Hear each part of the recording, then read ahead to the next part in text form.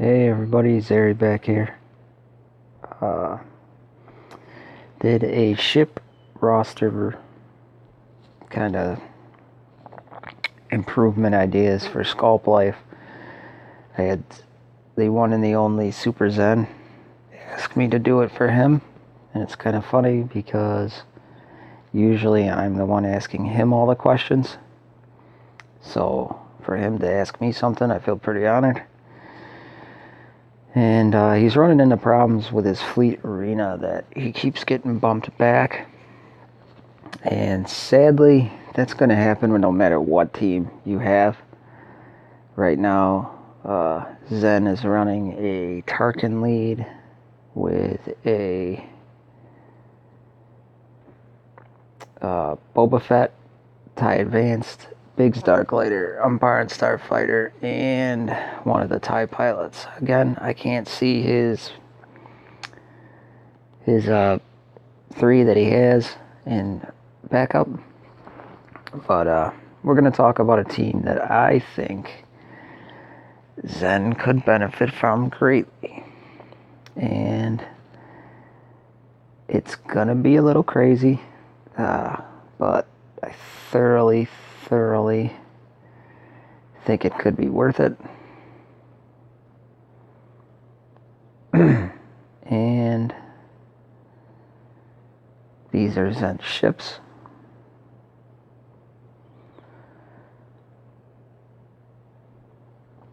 Alright, he's got a lot to work with. So I'm going to kind of throw out some ideas, some thoughts, some suggestions. As you can see, he's working hard on getting the home one for the Chimera event. So I'm saving mine till I get mine 7-starred. So that way I can do the video on the unlock. So what I'm going to do is I'm going to kind of go over an idea for Zen's team, like I already discussed. And he's running the Executrix Tarkin lead. Good ship, but it's bland, boring. And I've known Zen since the Immortals started, and I know he doesn't like bland, and I know he doesn't like boring. So the team I'm going to throw out, it's using your existing ships. I'm going to give you something to work on, a couple things, and we'll go from there. But what I want you to do, at least try for me, let me know if I'm completely wrong, but I want you to run the Endurance lead. And what we are going to build is a straight up DPS target lock, blow through your opponent as fast as possible, frustrating as hell team to fight. I know personally, if I saw this team, I would not want to fight it. So, sorry about that. The Endurance is light side capital ship. It's very defensive based. Speed, annoying base team. The commander is Mace Windu. Your Mace Windu is completely maxed out. One thing you need to do on Mace Windu, 5 dot mods. You need 5 dot mods on them. Doesn't matter if they're good or they're bad, just 5 dot mods. Doesn't matter if one's health, one's offense, doesn't matter about sets. You need the 5 dot mods on him. That'll help out. Okay? Let's start with his basic. His basic is deal physical damage. It's called Strike True. Deal physical damage to the target enemy and inflict target lock for 2 turns. So he's target locking right off the bat. Okay, next move is Fortune Favors the Bold. It's a special. Deal physical damage to target enemies and all enemies affected by target lock. Then grant all allies Valor for 2 turns. This ability's cooldown is reduced by 1 for each struck enemy. And Valor is grant the endurance 20% turn meter and reduce its ultimate ability cooldown by 1 at the end of the turn. Now, every time you have 5 guys, they all get Valor. You just gained 100% turn meter. You get to go again, and you're fast. The Honor and Might is unique. Allies with less than full health have 18% offense. This is doubled for Republic allies.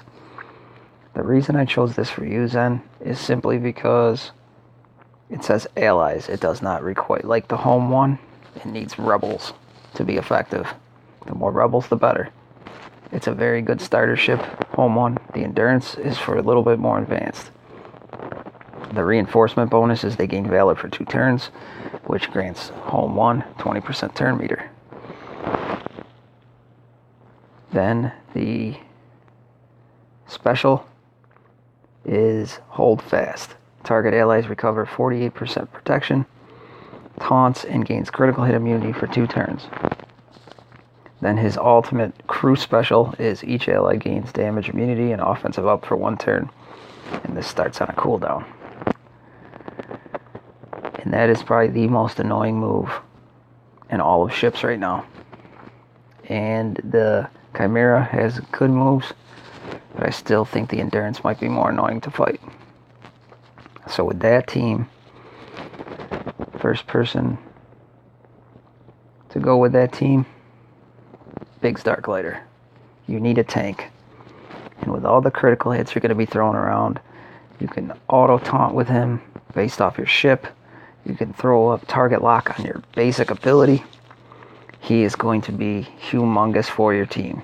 I don't need to go over the moves with Biggs. We all know once target lock is applied, he gains taunt, and that's where he becomes so special. Next one, TIE Advanced. Again, we all know the TIE Advanced moves. If you watch the Skull Plate video, the basic inflicts target lock, and his special dispels. So you're running Biggs, TIE Advanced. The next one to throw in, and I need you to work on him, but he's going to help you out greatly for survivability on this team, is Rex. Is Arc 170. Arcs 170. Oh, sorry, I always do that. His basic ability, deal physical damage to a target enemy and inflict target lock for 2 turns if they have no buffs or debuffs. Otherwise, you're removing turn meter. So at the start of the fight, if he goes, you're taking out, you're putting target lock on. So he can target lock, but that's not really why you're there. He's going, more than likely, by the time you attack, they're going to have some sort of buff or debuff, and you're going to remove 10% turn meter. His unique is Ready and Able. Republic allies have 10% tenacity. Whenever an ally resists an effect, all other allies recover 19% protection. So all these moves you're going to be throwing around, things are going to be resisted. You're just adding protection back to all other allies. That's huge. Then his crew special, Republic Coordination, Rex's Arc 170 and another target ally gain 45% turn meter and 50% protection. This ability's cooldown is reduced by 1 for each other active Republic ally, which really doesn't matter. What you're going to be looking for is the protection regain. So in your lineup, again, you have the Endurance, Biggs, TIE Advanced, and the Arc, which you have to farm. Okay. The next one you're going to put in, First Order TIE Pilot. You need to gear him to 85. Alright. But target acquired is his basic. Deal physical damage to it with a 45% chance to attack again Each hit has a 55% chance to inflict target lock for 2 turns. So he can shoot twice with a 55% chance to inflict target lock. His Relentless Pursuit. First Order TIE Pilot gains 16.5% turn meter whenever a target locked enemy is being damaged by an attack. So you're going to have target lock being thrown around by everybody. Everyone in your initial lineup can put target lock on. Humongous. He is going to be going fast and often. Then, his crew ability, Strife. Deal physical damage to a target enemy. If this enemy has target lock, the cooldown is refreshed. So with all the target lock you're going to be having, he can be throwing up this strafe ability non-stop, and it does a lot of damage. Alright. Then the last one in your initial lineup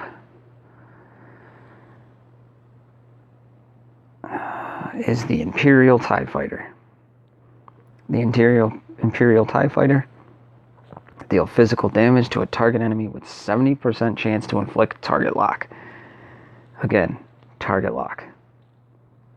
His special ability, deal physical damage to target enemy and gain foresight for 2 turns. If the enemy is target locked, you inflict buff immunity. That is huge. So if you're going up against another Biggs, you target lock him, he can put up buff immunity. You can strip it with the TIE Advanced, and you go from there. He cannot regain that buff. And then his crew ability grants 14% turn meter to the allied capital ship, doesn't matter which one, whenever a ship evades an attack. And it's doubled for Empire capital ships, but at 14%, you're going to make the endurance faster than it already is, because he's going to dodge a lot. Anybody who fights him know he's annoying as hell to fight. Then, in your first backup slot, Slave 1. The reason he's in your backup and not in your initial lineup is he deals physical damage to a target enemy with 55% chance to damage them a second and a third time. Each hit has a 55% chance to inflict target lock for 2 turns. Alright, but his hits after the first deal 75% damage, less damage. And then, if they are target locked, you gain 20% turn meter on each critical hit. So he does inflict target lock, but I got him in your backup lineup for one simple fact that I haven't got there yet. His special is the Seismic Charge. We all know what that is. He just comes in with burst damage, and it ignores protection, and it'll be devastating for you. But it's the Proton Torpedoes, which I got him coming in your lineup. So you lose somebody, you should have target lock up on multiple people. He comes in right off the bat, and he drops those Proton Torpedoes, dealing massive damage to everybody. Annoying, huge, and then he's there to replace, if you do lose somebody who has target lock, he can put target lock back on. So in your first slot, you got Slave 1. In your second slot,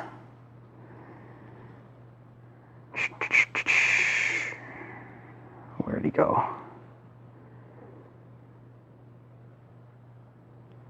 The Umbaran Starfighter.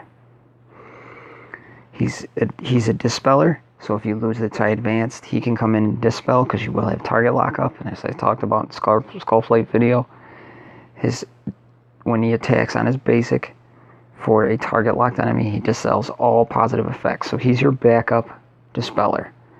And then on top of that, with all the target lock you're going to have, he has the Umbaran Missile Pods.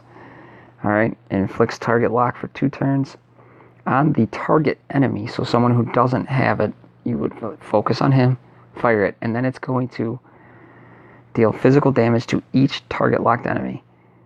This attack deals 20% more damage for each target locked enemy. So if you bring him in and there's 4 people or 3 people, you're dealing 60% more damage. So you want to get all those target locks set up. That's why he's in your backup, just like with Slave 1. You get all that set up, you bring him in, and you fire. And then in your third slot, as for now, the Geonosian, Sunfax Geonosian Starfighter. He's your backup tank. He can taunt. Alright, his basic deal physical damage, and if he attacks out of turn, he also inflicts target lock for 2 turns. So that's good to have. His unique, whenever a buffed enemy starts their turn, Sunfax Geonosian Starfighter gains 25% turn meter and 40% defense and taunts. So he's an auto taunter. That's going to be pretty helpful. And if you lose bigs for some reason super early, you don't have to go in order when you're playing, but you can bring him in instead of bringing up the Slave 1 or the Umbaran Starfighter. And the prime target is his crew ability. Deal physical damage to target enemy. If the target is buffed, also stun them for 2 turns, or stun them for 1 turn. So you can take somebody out. Very good in your 3rd slot. So your team, I'm going to, just like I did with Skullplates, I'll put it in a video for you so you can see your team. But you run the Endurance with the TIE Advanced, Biggs Darklighter, both TIE Pilots, and Rex. Then you bring in Slave 1 as your number 1, the Umbaran Starfighter is your number 2, and the Geonosian Soldier is your 3rd. You need to finish Rex's ship, get your main pilots up to 85, put 5-dot mods on your pilots, and then one thing that you could do to make this team, in my opinion, you could take out Rex, and if you have them ready to go, you put in Biston's U-Wing. And the reason you put in Biston's U-Wing is because he deals physical damage to a target enemy. If Biston's U-Wing is stealth, this attack can't be evaded, and it ignores target's defense. If they are target locked, you inflict tenacity down for 2 turns. His unique, whenever an ally scores a finishing blow, that ally gains 19% turn meter. If that ally is a rebel, Biston's U-Wing also gains that much turn meter. But the big reason is this one, Scouting Mission. Inflict target lock on an enemy for 2 turns. This cannot be resisted. Biston U-Wing gains stealth for 2 turns with a 50% chance to also gain 20% turn meter. Putting him in for Rex, you knock down your survivability, but you're guaranteed target lock. It would be huge for this team. And then Biston's U-Wing has 10% speed. In addition, whenever an enemy becomes target locked, another random ally gains 20% turn meter and advantage for 1 turn. In this lineup, Biston's U-Wing could be incredible. And that is my one focus for you. If you ever really want to get serious about ships, and I know you do sometimes, you don't sometimes, the mood strikes you. That's just how you are. I know you, I love you. But taking out Rex and putting in Biston's U-Wing into that primary lineup would be devastating. Okay, so just quickly to summarize what we got going on here. If I can get back to my main screen. I'm going to just set up your lineup so you can see what it looks like.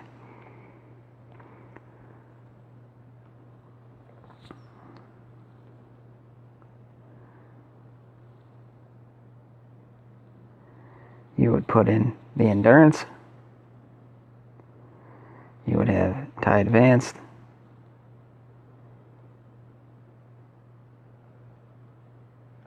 Biggs Darklighter. Oh, that's Wedge. Sorry. I can never tell the difference between the two. Biggs Darklighter.